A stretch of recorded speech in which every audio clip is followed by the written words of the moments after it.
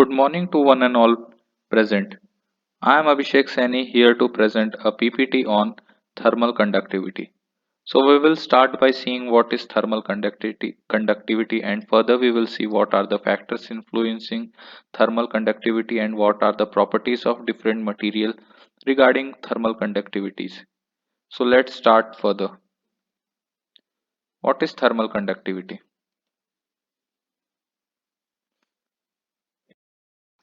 So what is thermal conductivity?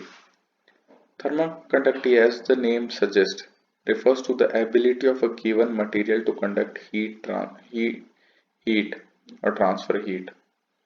So, thermal conductivity means conduction or transfer of heat due to temperature difference because heat or thermal energy transfer only because of naturally only because of temperature difference, and it naturally transfer from high temperature to low temperatures. That means heat flow from high temperature to low temperature.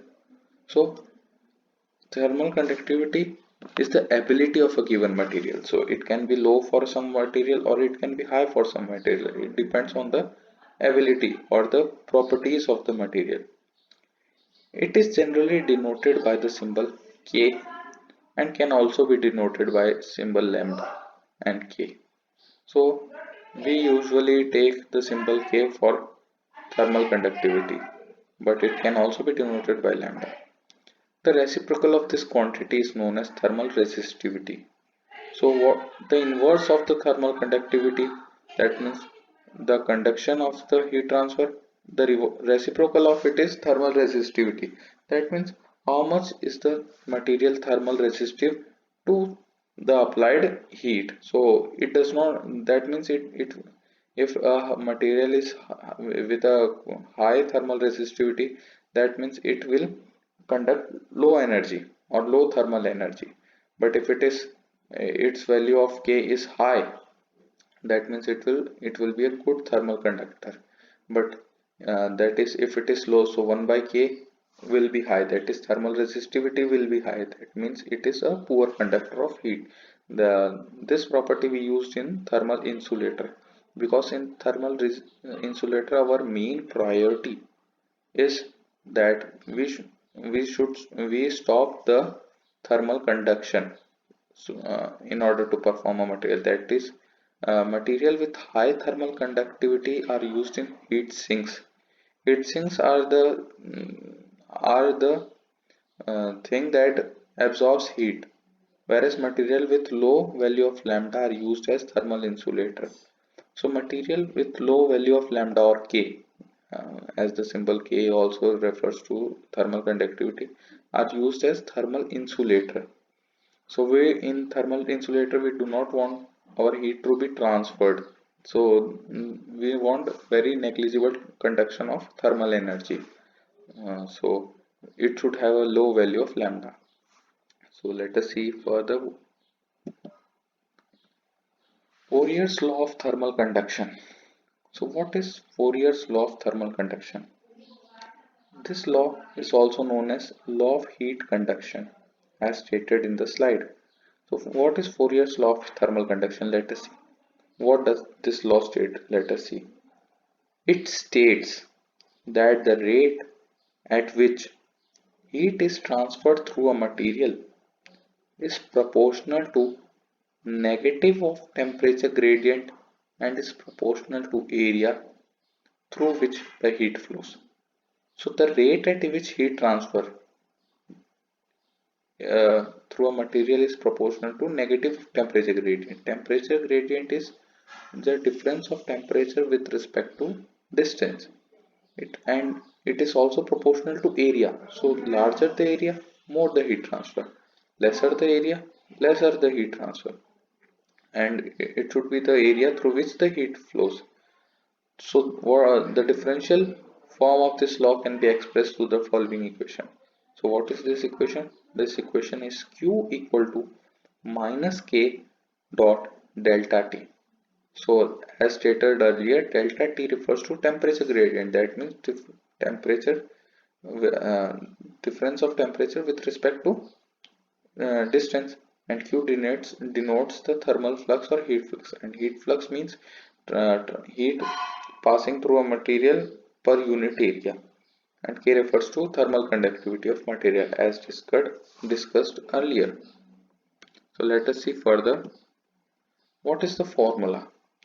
So let us see what is this formula of described used to describe the thermal conductivity. So thermal conductivity is K, and K equal to QL by A delta T.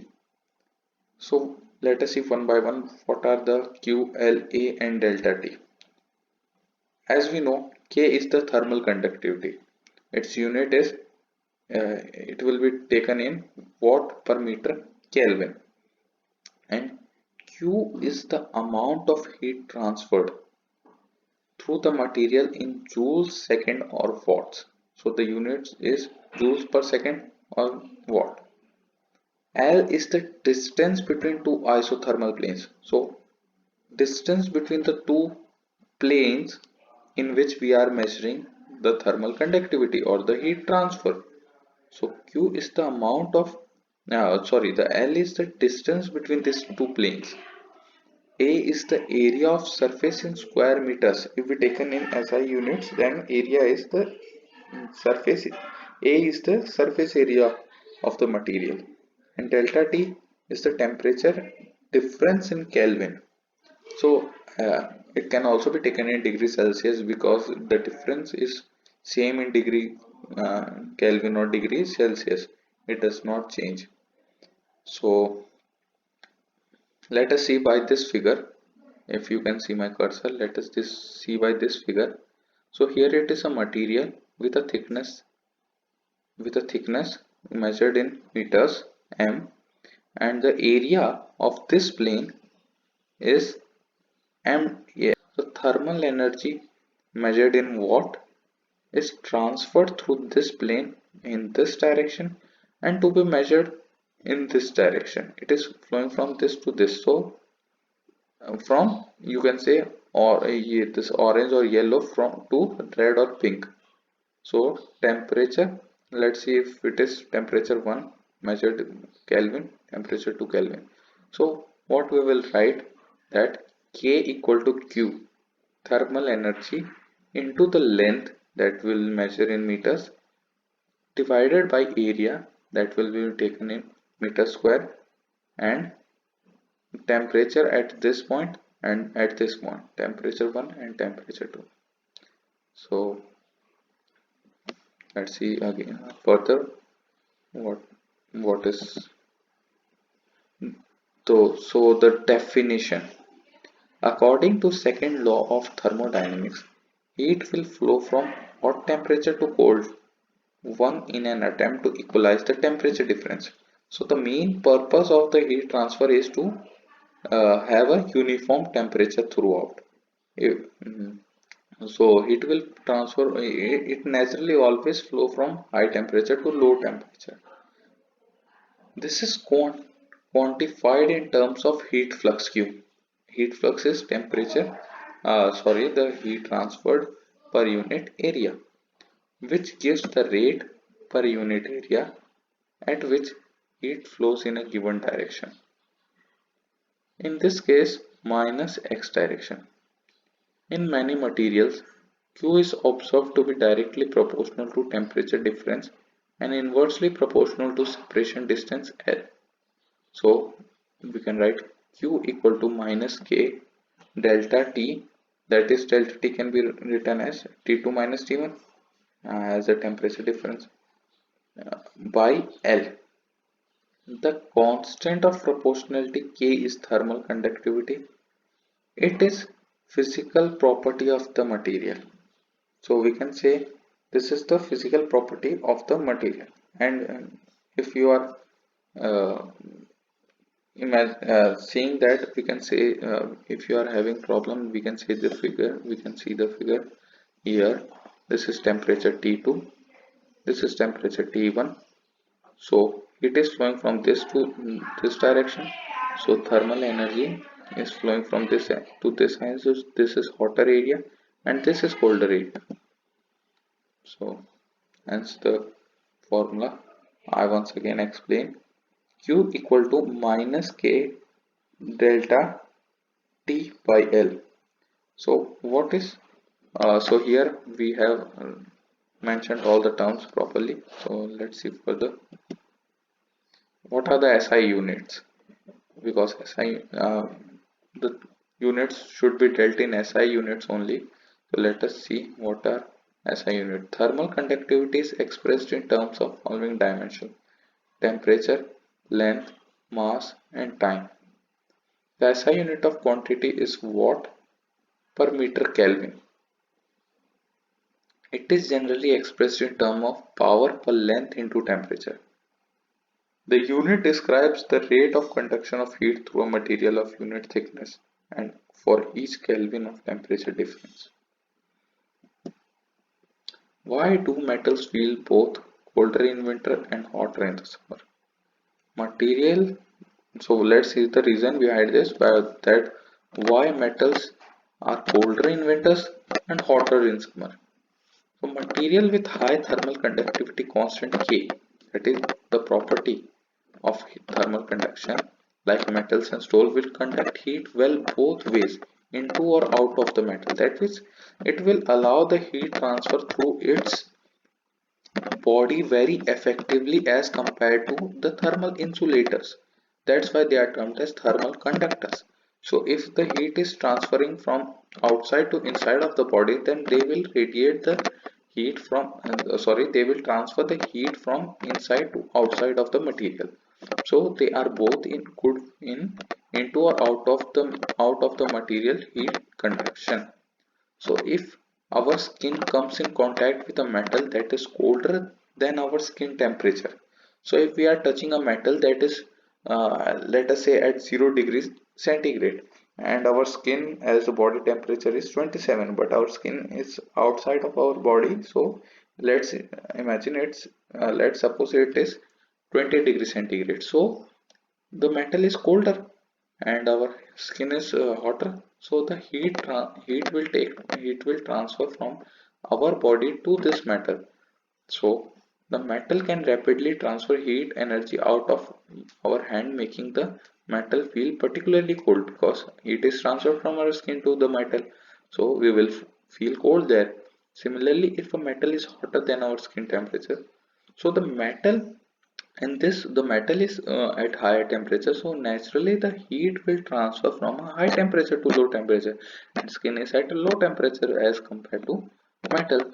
So um, so the metal can rapidly transfer heat energy into our hand, making the metal feel particularly hot. So this is why concrete will feel especially cold to our bare feet in winter, because the concrete transfer heat out of our feet rapidly. That is, we will transfer heat from our body to the concrete, so it will feel heat as in case of metals, and especially hot to our bare feet in summer. So we must all have observed this phenomena that when we walk barefoot at, at the rooftop of our house in summers without slippers or without shoes, we feel very hot because the heat is transferred from the floor or this roof to our body. So we'll feel hotter. So let us see further.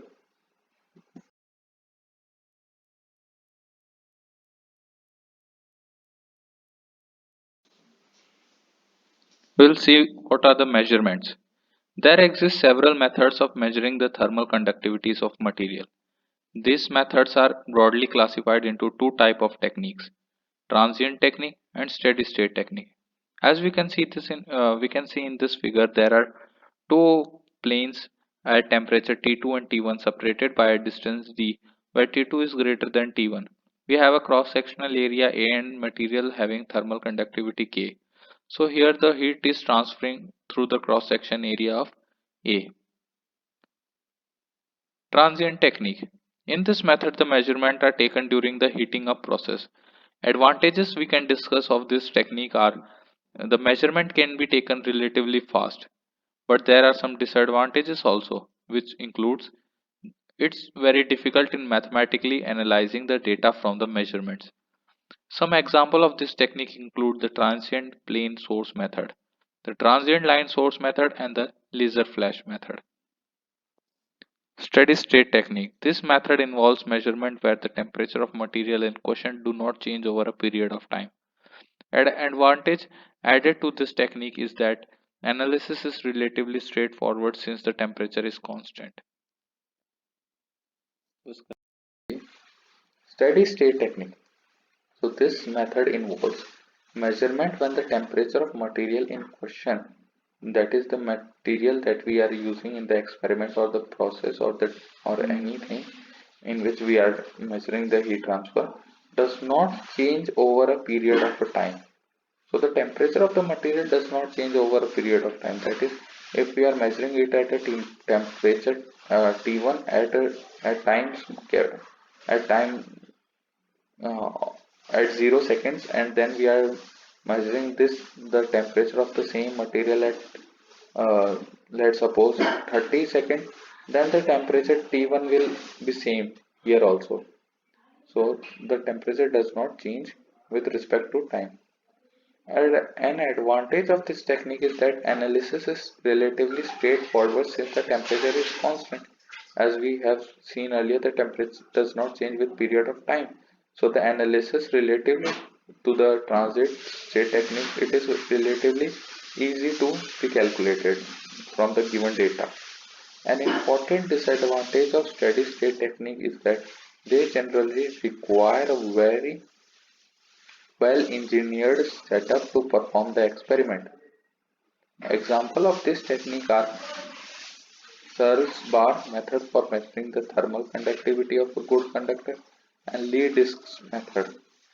Thus, there exist various methods of measuring the thermal conductivity of materials, each with their own advantages and disadvantages. It is important to note that it is easier to experimentally study the thermal property of solids when compared to fluids.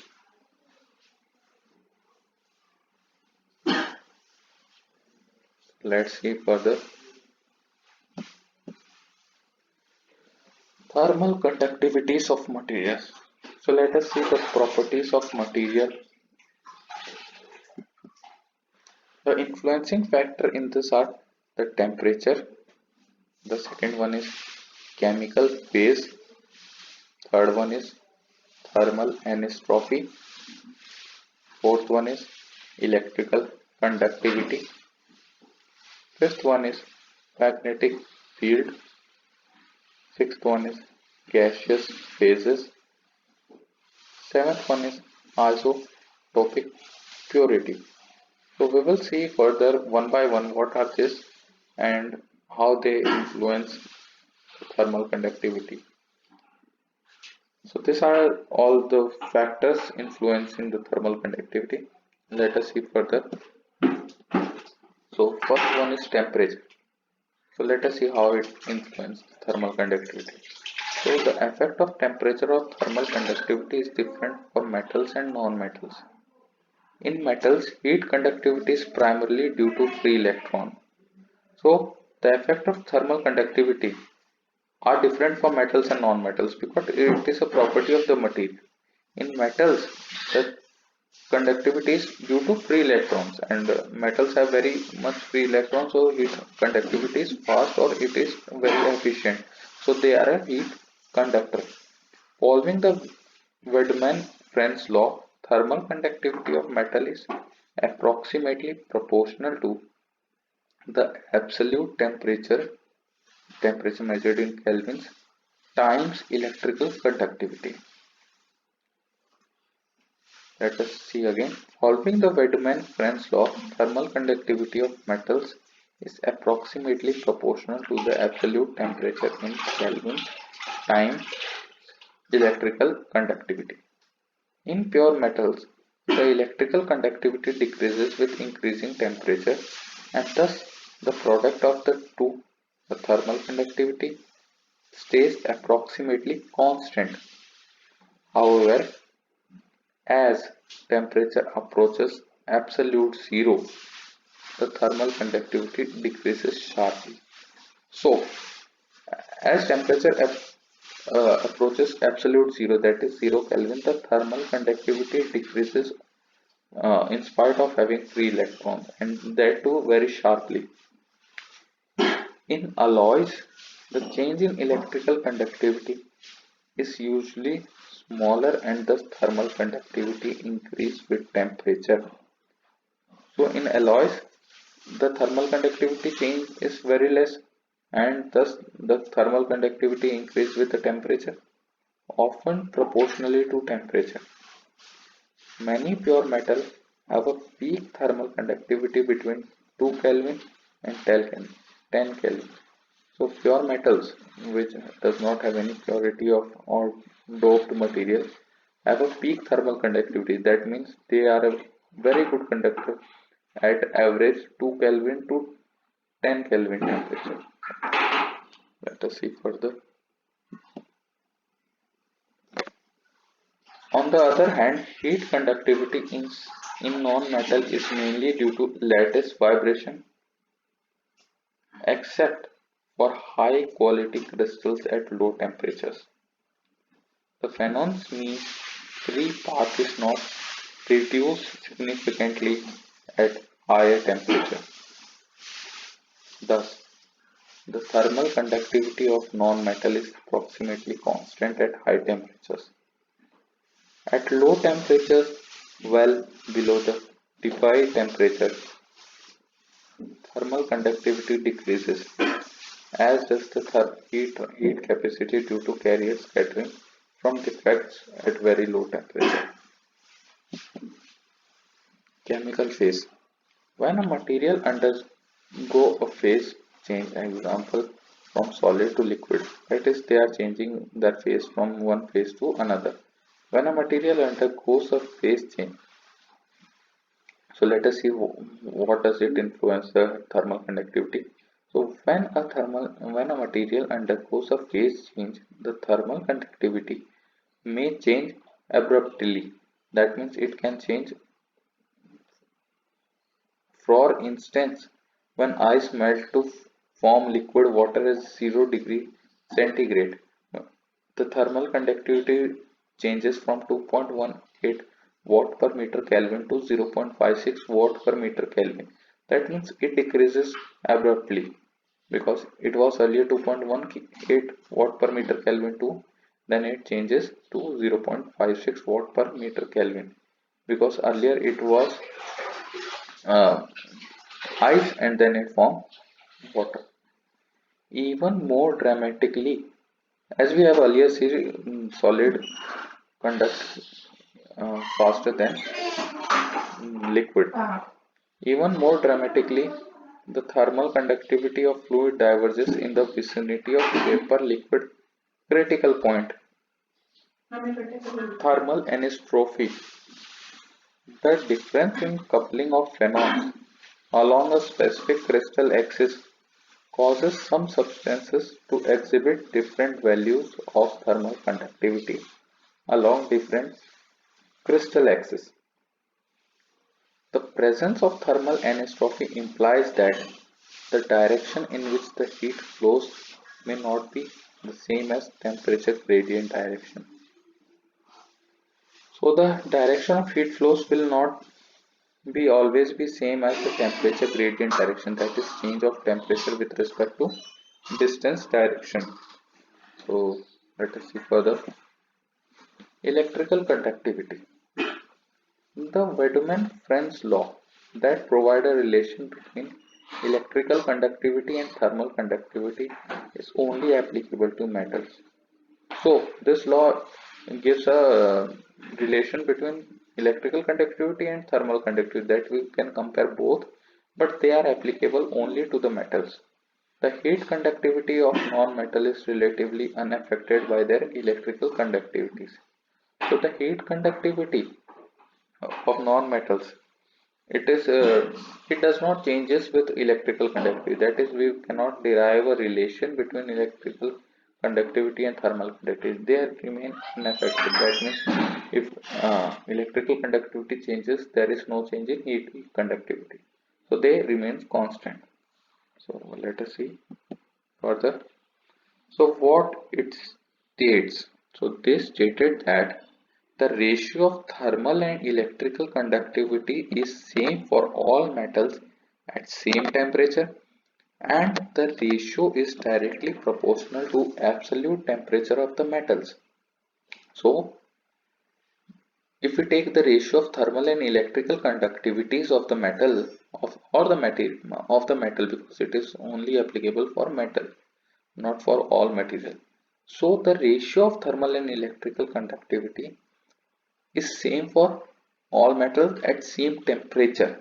So if we are measuring this ratio at same temperature, the ratio is directly proportional to absolute temperature of the metals. So this ratio is directly proportional to absolute temperature of metal at same temperature. This is important. This ratio is being measured at same temperature. Let's see further.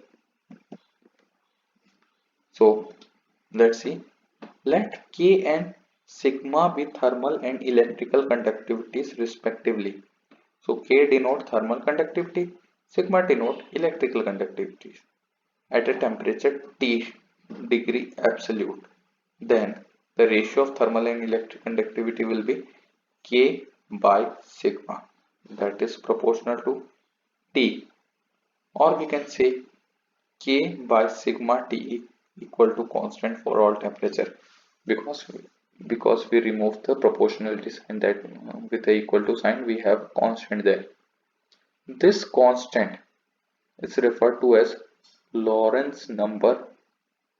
So the constant that is for all metals is known as Lorentz number, and the value of Lorentz number is L naught equal to 2.45 into 10 power minus 8 watt ohms per Kelvin square.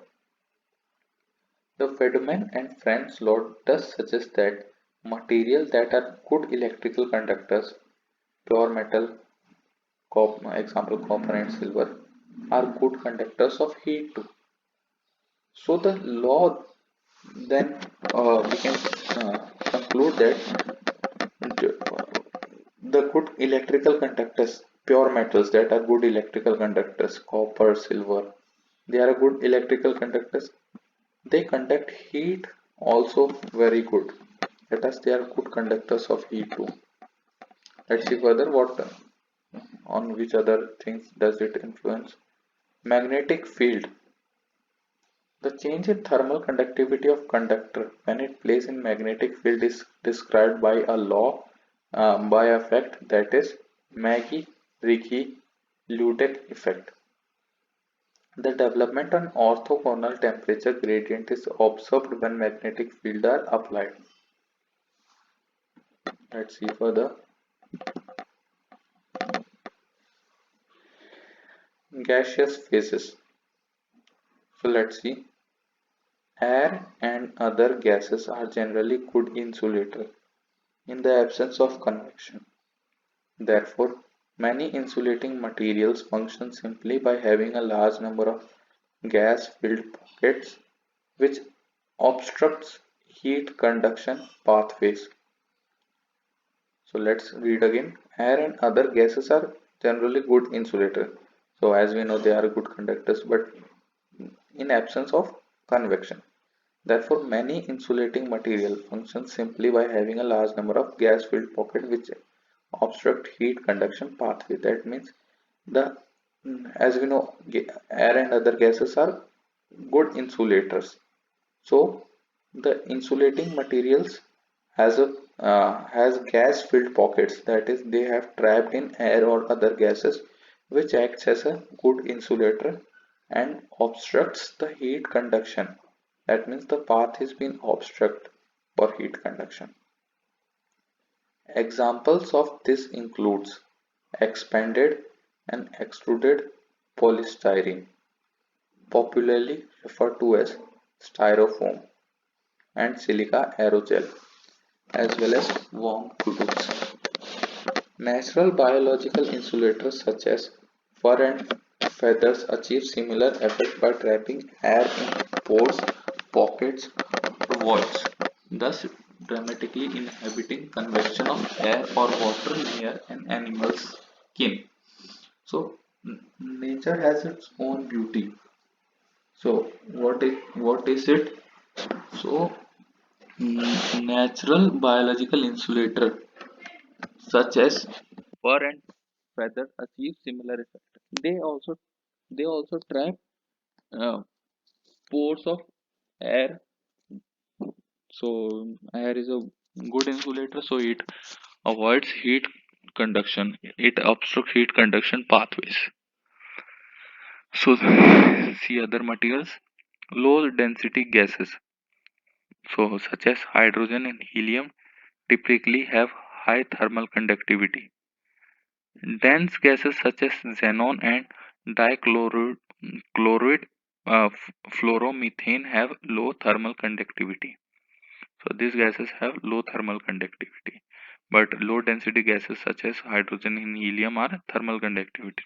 High thermal conductivity. That means they are good conductors. An exception. So exception in this is uh, an exception sulfur hexafluoride, which is a dense gas, has relatively high thermal conductivity due to its high heat capacity. Because it has a high heat capacity, it is a high thermal conductivity in spite of being a dense air. Argon and krypton, gases denser than air, are often used in insulated gasoline double paned windows to improve their insulation characteristics. So one more exception is that argon and krypton, which are denser air, are often used in insulated gasoline double paned windows because they are uh, trapped in uh, windows so that the heat does not transfer from one plane to other plane. So they improve insulation characteristics. Because argon and krypton are denser gas and they will have naturally low thermal conductivity. And exception we have got of sulfur hexafluoride. Let's see further. Isotopic purity. The thermal conductivity of crystal can depend strongly on isotopic purity. Assuming other lattice defects are negligible. So if lattice defects are negligible, the thermal conductivity depends strongly on isotopic purity. A notable example is diamond. At a temperature of around 100 Kelvin, the thermal conductivity increases from 10,000 watt per meter Kelvin for natural type 2A diamond, that is 98.9% 12C carbon, to 41,000 for 99.9% enriched synthetic diamonds. A value of 2 lakh is predicted for 99.999% 12 carbon 12, that means at 80 Kelvin, assuming an otherwise pure crystal. So a pure, that means a not we as we have here seen that diamond purity. So we can see that as the purity increases, the thermal conductivity also increases for the same carbon, that is carbon 12, because earlier it was 98.9% pure and the thermal conductivity was 10,000 watt per meter Kelvin.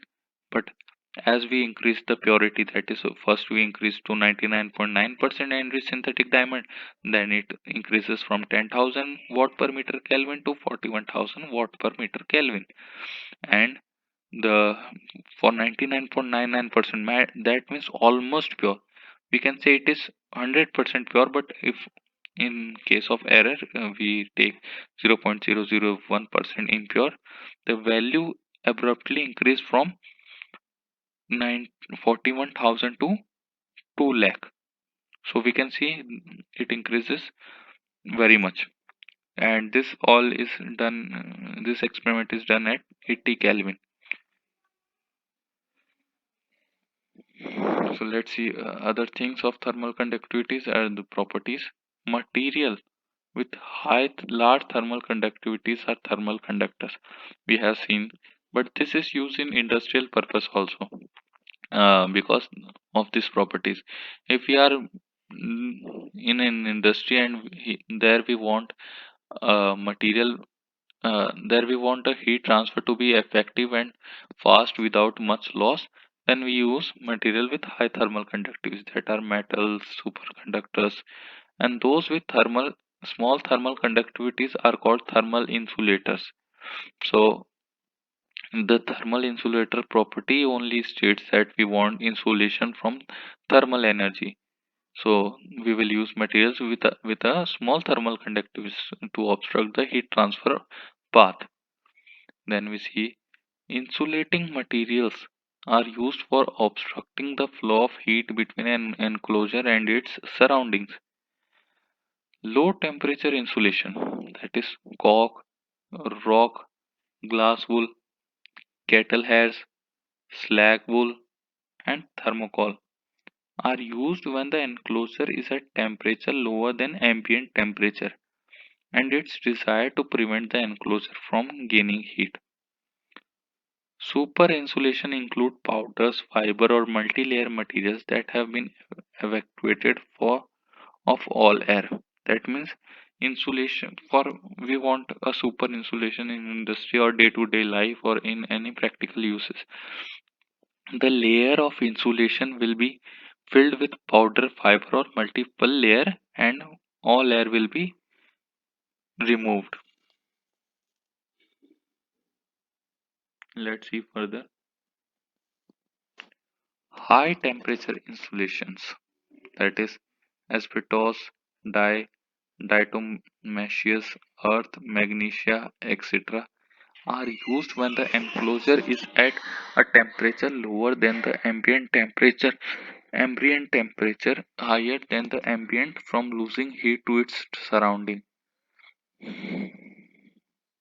The lower conductivity of the insulating materials is primarily due to air, a poorly conducting gas that is contained in the pores rather than the low conductivity of the solid materials. Substances under low temperature conditions that have exceeding high thermal conductivities are termed as superconductors. For example, thermal conductivity of aluminium reaches a value of 20,000 watt per meter degree at 10 degree Kelvin, and this is over 100 times as large as the value that occurs at room temperature. That means at room temperature, if it values approximately 200 watt per meter degree, but uh, at 10 degree Kelvin it increases to 20,000 watt per meter degree. This is 100 times as large as the value at we see at room temperature. Pure metal possesses the highest thermal conductivities from 10 to 400 watt per meter degree. Heat insulating and building material have a comparatively low thermal conductivity, and that ranges from K equal to 0.02 to 2.9 watt per meter degree, and it ranges from 0.2 to 0.5 watt per meter degree for liquids. Still, gases and vapor possesses the lowest thermal conductivity within a range of 0.006 to 0.05 to 2.9 watt per meter degree. Evidently, the ratio of conductivities value between metals and good insulators is about 10 raised to power 4, and it causes heat loss to be an important factor in thermal system.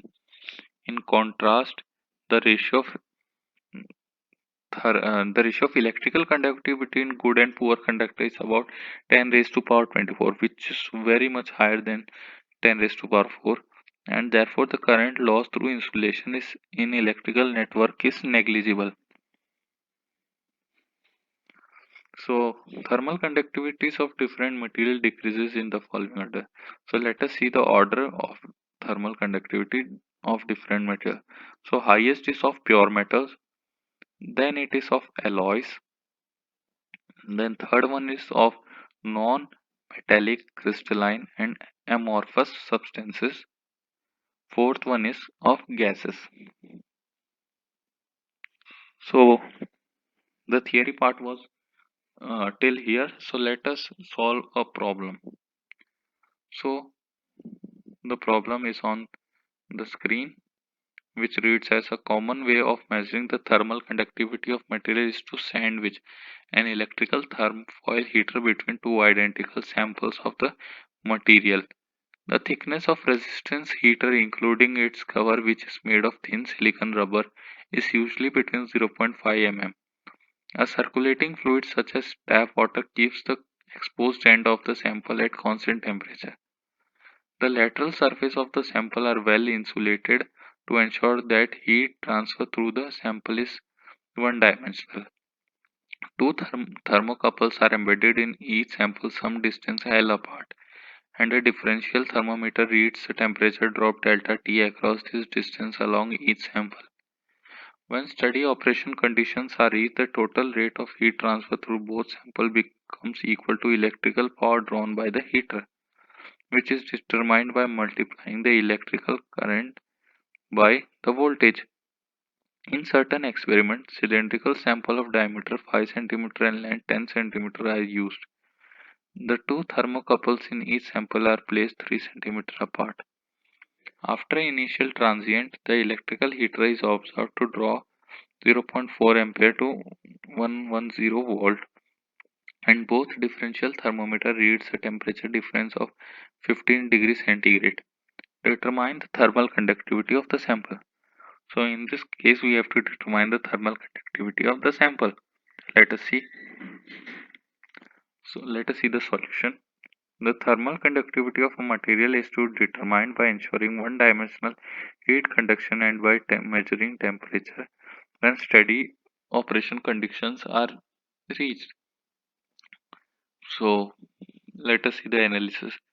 So the electrical power consumed by resistance heater and converted to heat is VI. That is voltage into current. That is 110 volt into 0.4 ampere. That is 44 watt. The rate of heat flow through each sample is Q equal to 1 by 2 into 44 watt equal to 22 watt. And let us see the area of cross section. A equal to 1 by 4 pi d square, and the value of d is 0.05. So 1 by 4 pi 0.05 meter square equal to 0.00196 meter square.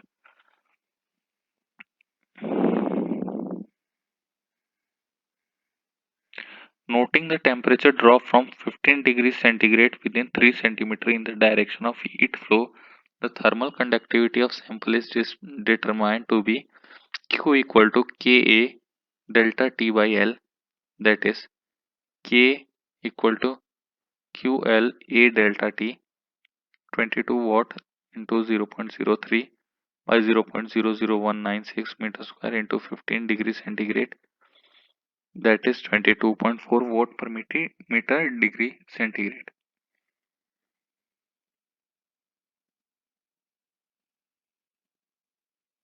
The wall of house in cold region comprises three layers: 15 centimeter outer brickwork, that K equal to 0.75 watt per meter degree, 1.25 centimeter inner wooden paneling, K equal to 0.2 watt per meter degree, 7.5 centimeter of intermediate layer of insulating material. So these are the three layers.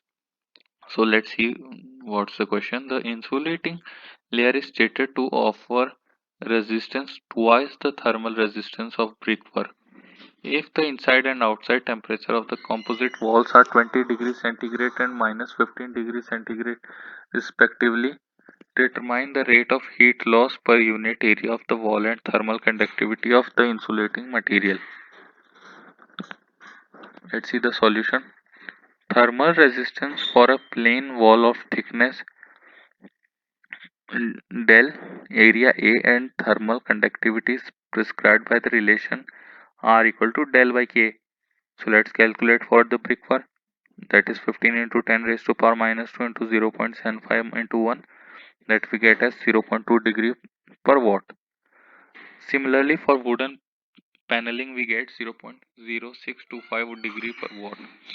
Resistance of insulating material, that is RT3 equal to 2 into 0.2, that is 0.4 degree per watt.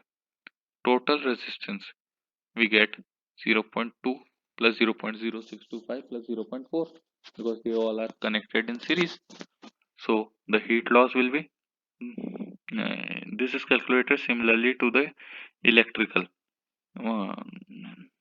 So it is delta T by total temperature difference by total resistance, that is 20 minus of into minus no, sorry, it is 20 minus minus 15, that is 0.6625 52.83 watt. Thermal conductivity of insulating material, that is K equal to del by AR, that is 7.5 into 10 raised to power minus 2 by 1 into 0.4, that is 0.1875 watt per meter degree. So thank you everyone for this slides. If you are having any doubt, you must be having any doubt that you must be having a doubt that here in the slide earlier, let me move to it.